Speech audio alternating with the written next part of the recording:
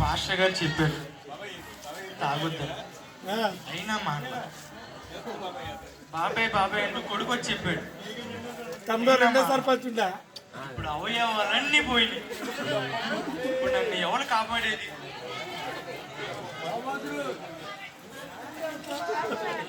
నాకున్నది ఇక దేవుడే దిక్కు. పాస్టర్ గారు ప్రార్థన చేయమన్నారు.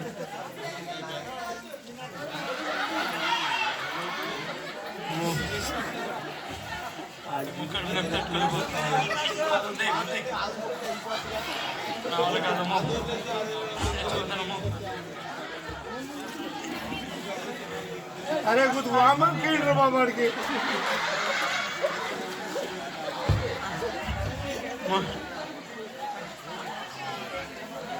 ఏసయ్యా నన్ను కాపాడు తండ్రి,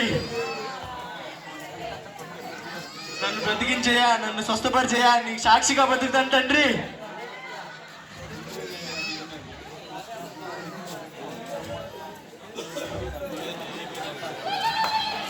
ఏసయ్యా నన్ను కాపాడయ్యా, నీ సాక్షిగా బతుకుతానయ్యా, నన్ను స్వస్థపరిచేయా.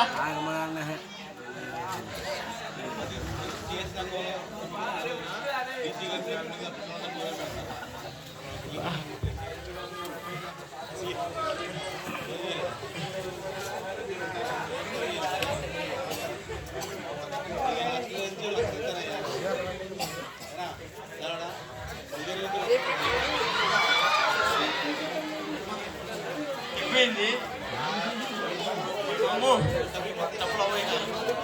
అయిపోయింది. దేవుడు నన్ను కాపాడేశాడు. దేవుడికి వందనాలు. అంటే దేవుడి సాక్షిగా బతుకుతాను. దేవుడికే స్తోత్రం. హల్లెలూయా హల్లెలూయా. నేను దేవుడి సాక్షిగా బతుకుతాను. ఇక దేవుడికే వందనాలు. ఇక మంది అనేది ముట్టుకోను. దేవుడికే వందనాలు. ఇప్పుడు నేను వెళ్ళి సాక్ష్యం చెప్పుకోవాలి నా గుళ్ళో. దేవుడికే వందనాలు.